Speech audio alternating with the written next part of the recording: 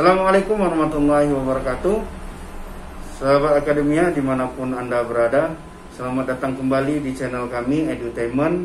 Pada kanal ini kami akan mengulas berbagai tips dan trik terkait dengan penulisan riset ilmiah, mulai dari skripsi, tesis hingga disertasi, serta teknik pengolahan data statistik dengan bantuan software seperti SPSS, FViews, Smart PLS, dan Sam Amos.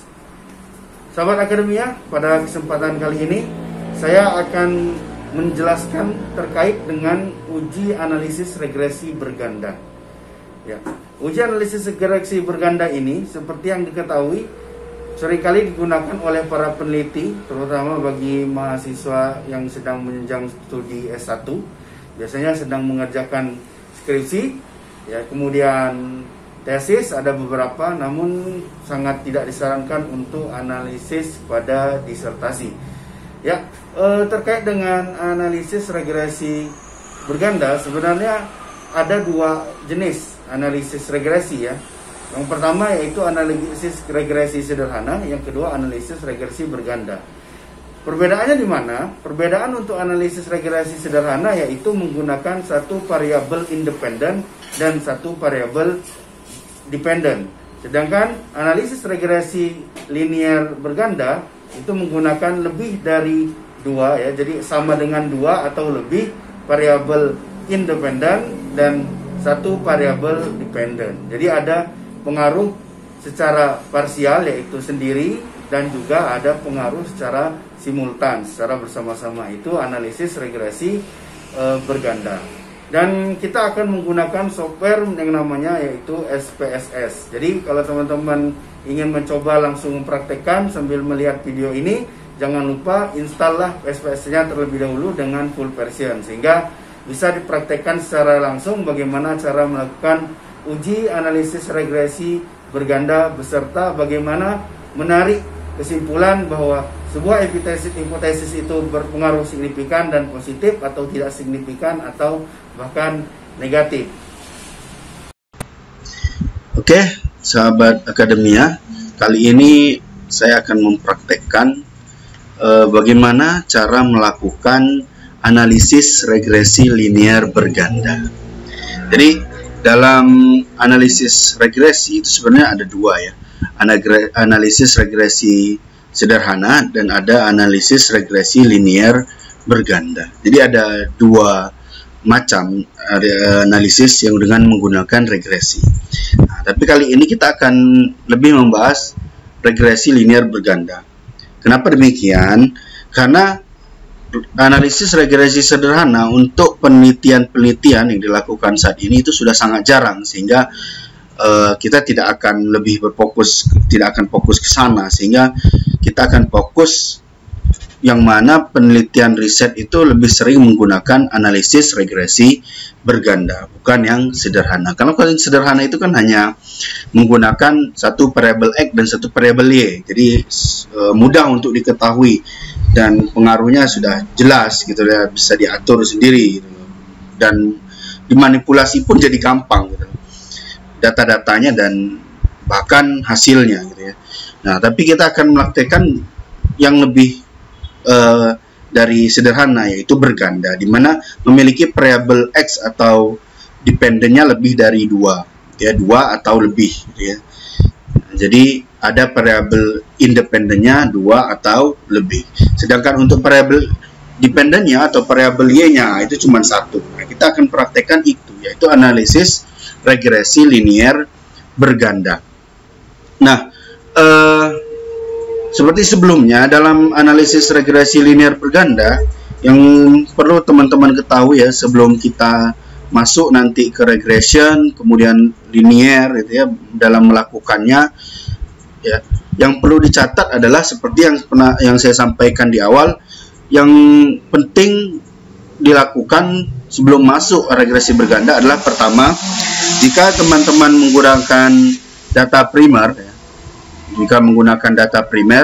maka teman-teman harus lulus uji validitas dan uji reliabilitas. Jadi ada dua uji yang perlu dilewati terlebih dahulu, yaitu pertama uji validitas, yang kedua uji reliabilitas. Nah, Untuk lebih jelasnya teman-teman bisa cek di beranda kami, di link YouTube kami terkait dengan bagaimana melakukan uji validitas dan reliabilitas data.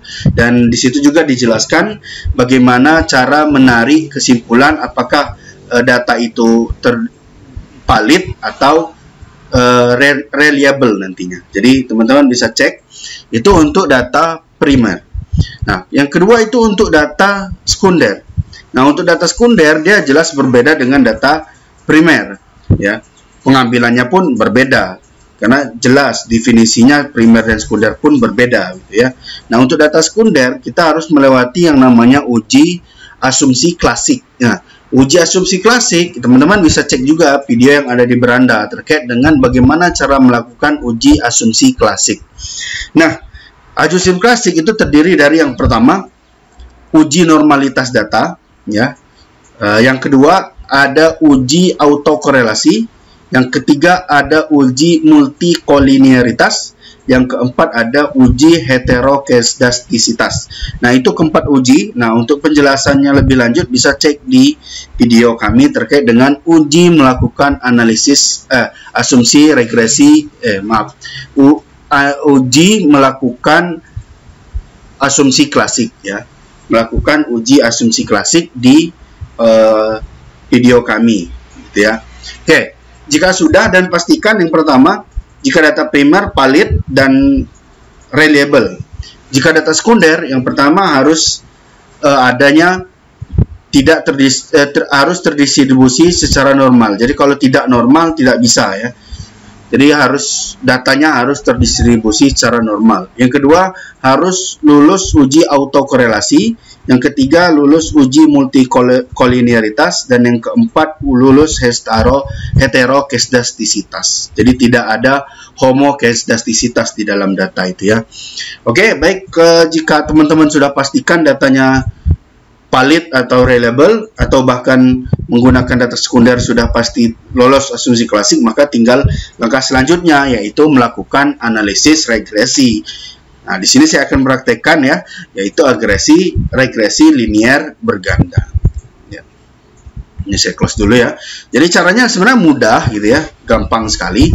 Tinggal teman-teman klik analyze, kemudian klik regression, kemudian pilih yang linear, kemudian klik linearnya. Nah, di sini ada dependent dan independent. Dependent variable Y-nya kita masukkan, yaitu kepuasan pembelian. Nah, terus ada independent variable. Nah, kemudian kita pilih ketiga variabel ini sebagai variabel independent. Kita blok, kemudian kita buka. Nah, terjadi, ya.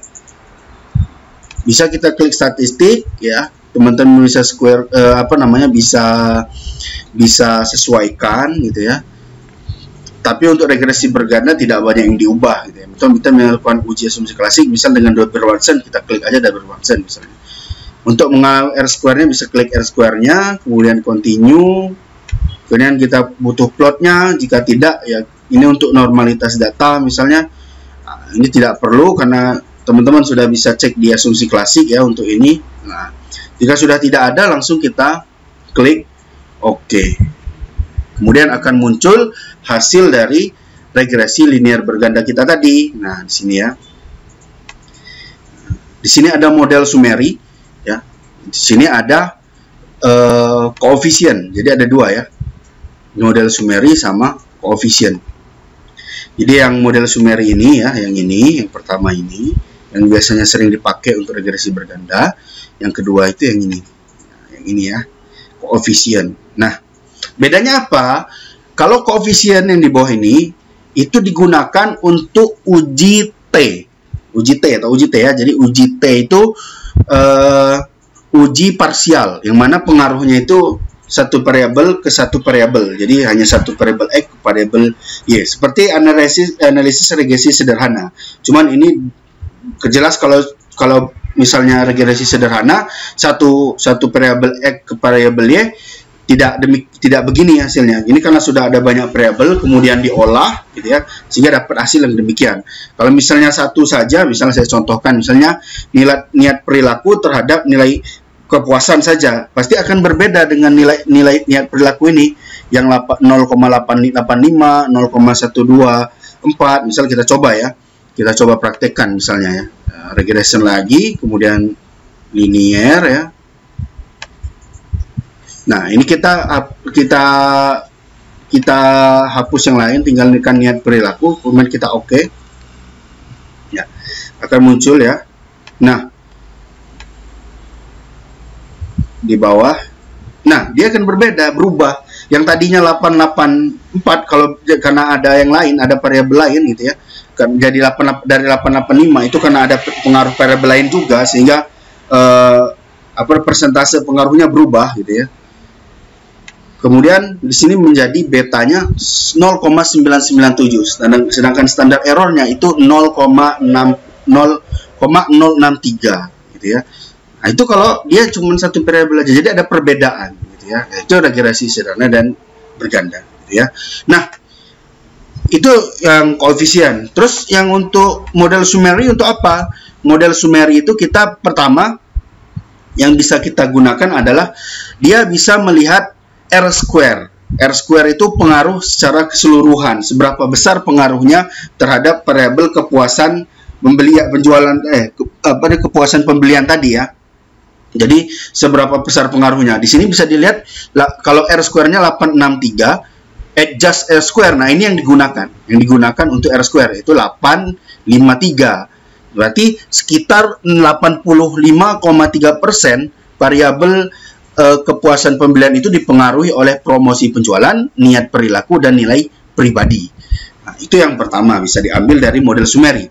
Yang kedua, ya, itu bisa dilihat dari signifikan exchange-nya. Ya, bisa terlihat bahwasanya pengaruhnya, ya, pengaruh simultan itu berpengaruh signifikan. Jadi secara simultan bisa kita simpulkan bahwa promosi penjualan, niat perilaku, nilai pribadi itu berpengaruh signifikan. Nah, untuk nilai positif negatifnya kita bisa lihat di exchange. Nah, ini ya 82,096. Exchange-nya yaitu positif. Jadi dia berpengaruh positif dan signifikan. Nah, itu cara untuk pengambilan keputusan secara simultan atau uji F. Nah, kemudian kita kembali ke uji T tadi, yaitu dengan koefisien. Di sini ada 3. Yang pertama kita bisa menarik kesimpulan besaran pengaruh dari masing-masing variabel. Kita bisa lihat di betanya. Ya, di beta di unstandard coefficient atau di standar ya. Jadi yang ada standar errornya ya di unstandard coefficient. Nah, konstan itu menambahkan alfanya atau koefisien tanpa ada variabel lain, yaitu 3,346. Itu menggambarkan nilai dari variabel Y itu sendiri ya. Jadi kalau misalnya ketiga variabel X ini tidak ada, niat perilaku nggak ada, nilai pribadi nggak ada, promosi penjualan nggak ada, jadi bisa disimpulkan bahwa nilai dari kepuasan pembelian itu sebesar 3,349. Nah, ya, itu ya untuk konstan dari koefisiennya. Nah, kemudian karena kita kan berbicara terkait dengan rumus regresi yang teman-teman mungkin sudah ada di metopennya gitu ya, metodologi penelitiannya. Rumusnya itu teman-teman sebenarnya bisa juga cari di internet ya. Rumus regresi itu sebagaimana masukannya, yaitu Y sama dengan koefisien ditambah beta dikali X1, beta 1 dikali X1, beta 2 dikali X2, beta 3 dikali X3 ditambah error. Ya, ditambah error. Nah, errornya dari mana? Dari sini ya, dari standar error. Oke, kita akan bahas yang kedua. Tadi konstannya sudah, kemudian X1. Pengaruh X1 itu 0,885, yang artinya ya konstannya tetap dengan adanya nilai perilaku 0,885 yang bernilainya positif ya. Jadi setiap kenaikan 1 terhadap di nilai perilaku ya, maka akan meningkatkan kepuasan pembelian juga sebesar 0,885. Itu yang pertama. Ya. Untuk nilai pribadi begitu juga, karena nilainya di sini positif ya. Jadi bisa dibuatkan kerangkanya itu Y ditambah Y sama dengan 3,349 ditambah 885 X1 ditambah 0,009 X2 ditambah 0,117 X3 plus error. Nah, itu ya. Jadi itu secara rumusnya ya. Saya gambarkan di Word ya, WinWord. Saya akan gambarkan di Word ya.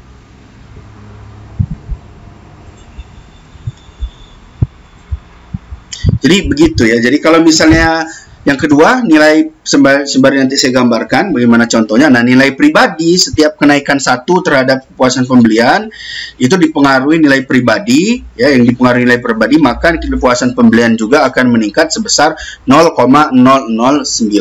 Promosi penjualan itu 0,117. Jadi setiap peningkatan 1 akan meningkatkan kepuasan pembelian sebesar 0,117 gitu ya. Itu untuk dari persamaan regresinya. Jadi dari persamaan regresinya demikian. Gitu ya. Kita buat persamaan regresinya dulu. Ya.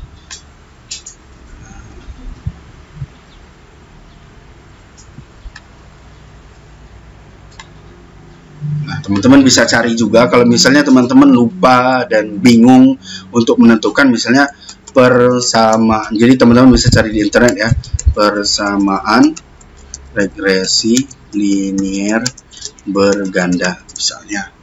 Nah, jadi teman-teman bisa cek di internet. Jadi kalau misalnya bingung nih ya, nanti dan bagaimana memasukkannya. Nah, di sini ya. Di sini ada Y, A gitu ya. A itu bisa dikatakan sebagai apa namanya? Konstannya atau koefisien dasarnya gitu ya, alfanya gitu ya. Kemudian kita copy paste aja misalnya di sini.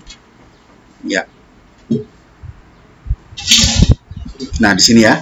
B1 itu beta 1, X1 variabel X1-nya ke N ya. Karena kita 3 tadi, jadi kita buat aja ya. B kita taruh bawah itu 3, kemudian X3. Nah, ini persamaan regresi yang tadi saya gunakan ya. Dengan Y itu adalah kepuasan pembelian. Maaf ya. Jadi dengan Y itu kepuasan pembelian. Kemudian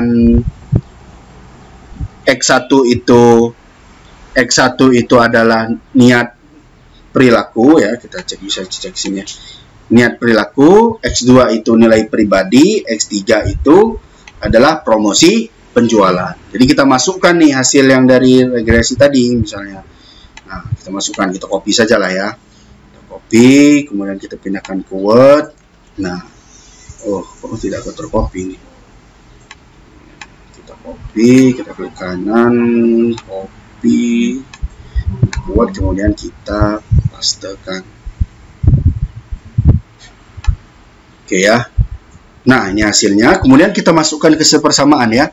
Y yaitu kepuasan pembelian, kecil amat, kita gedekan, kita besarkan dulu ya. Nah, ini Y ya sama dengan alfanya yaitu nilai konstan 3,349 ditambah B1 ya, ini 0,885 gitu ya. Jangan lupa X1-nya dimasukkan ya. X1-nya dimasukkan, ditambah lagi ya. Ini kok besarnya beda.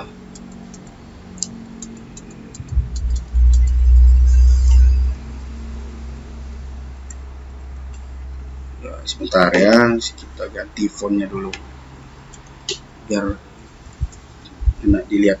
Nah, kemudian X1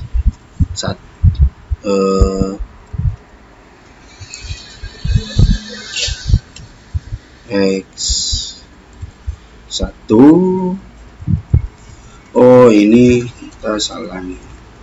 Nah, begini X1 ya ditambah beta 2 yaitu 0,00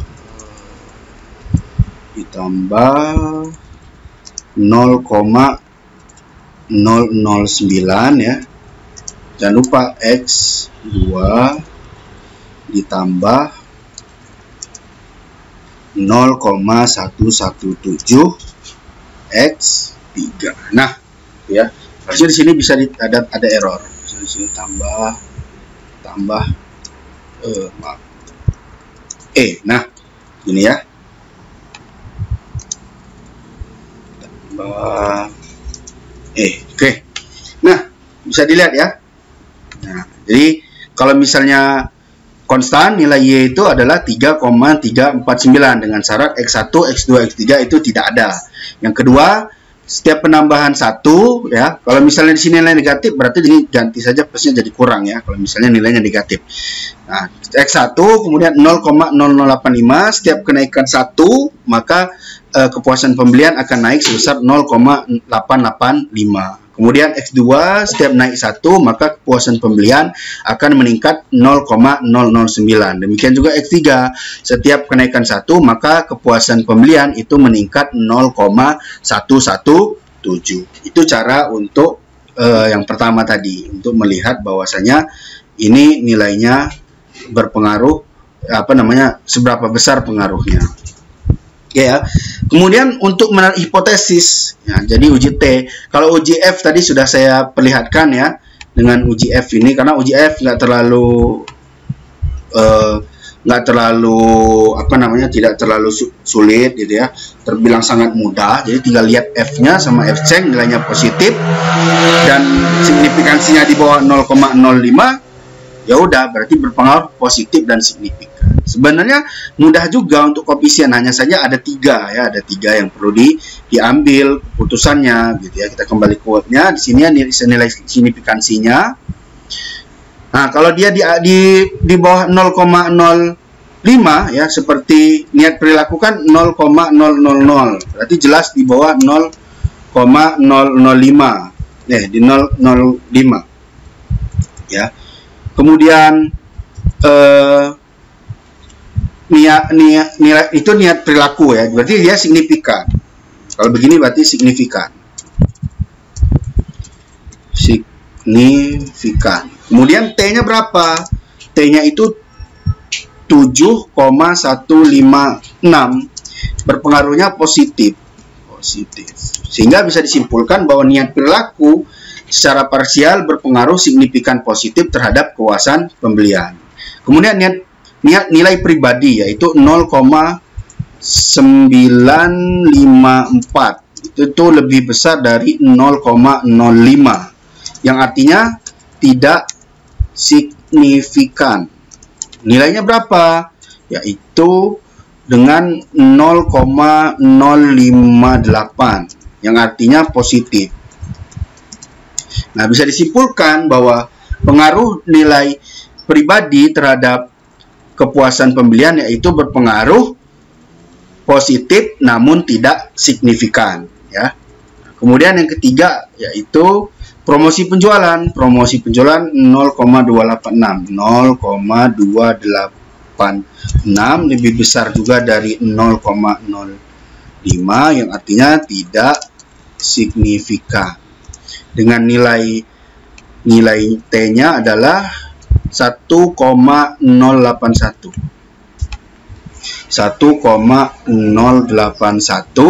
yang itu positif.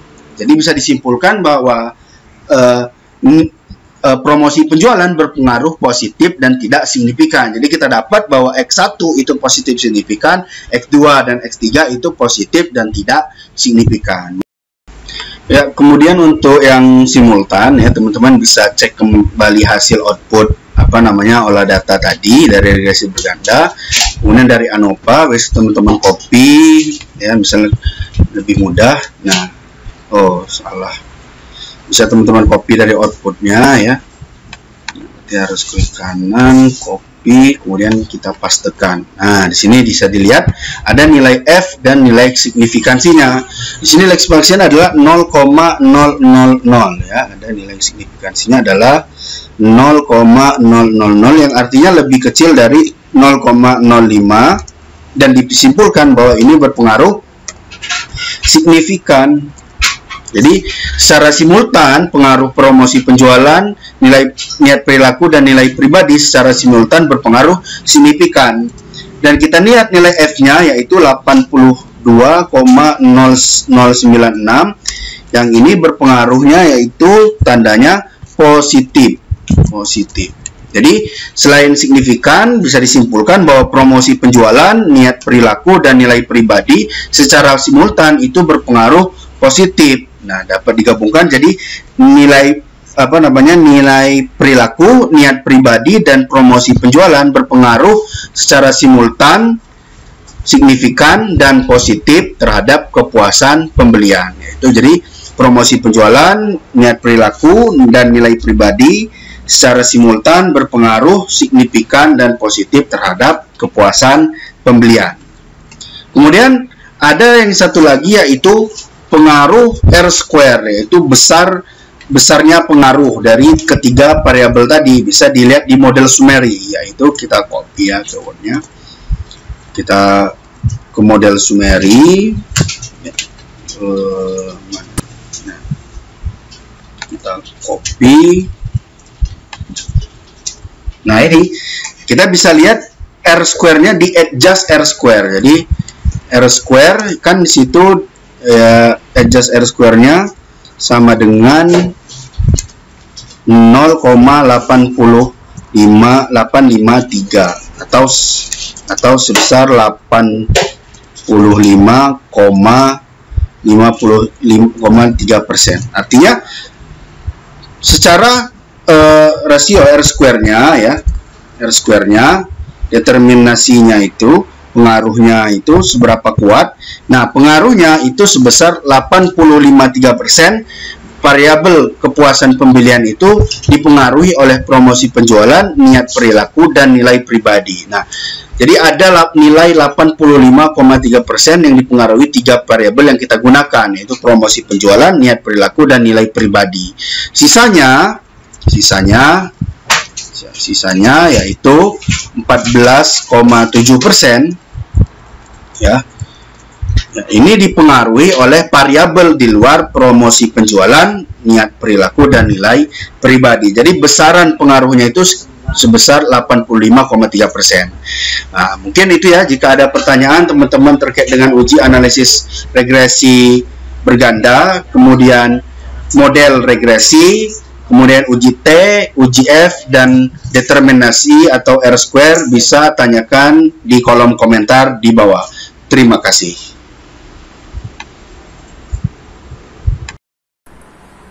Oke, sahabat akademia, terima kasih telah menyaksikan tayangan YouTube kami.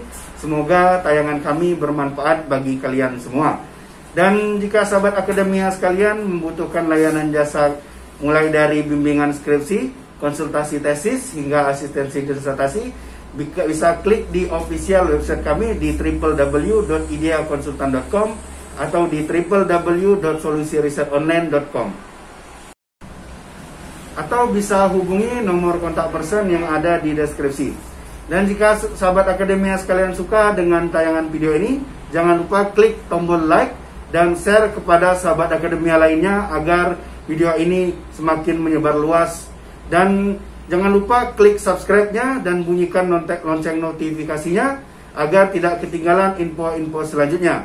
Dan bagi sahabat akademia yang masih banyak pertanyaan terkait dengan riset ilmiah, bisa tinggalkan di kolom komentar di bawah.